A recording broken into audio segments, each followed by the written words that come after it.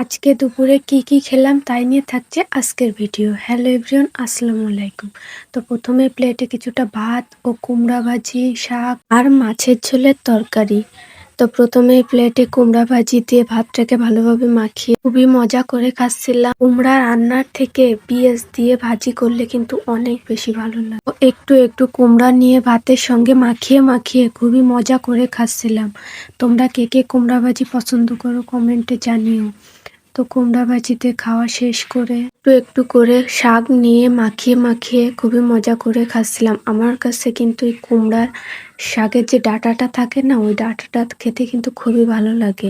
তারপর শাক দিয়ে খাওয়া শেষ করে মাছের যে ঝোলটা ছিল ওইটা দিয়ে ভাতটাকে ভালোভাবে মাখিয়ে মাছ একটু একটু করে ভেঙে নিয়ে খুবই মজা করে খাচ্ছিলাম।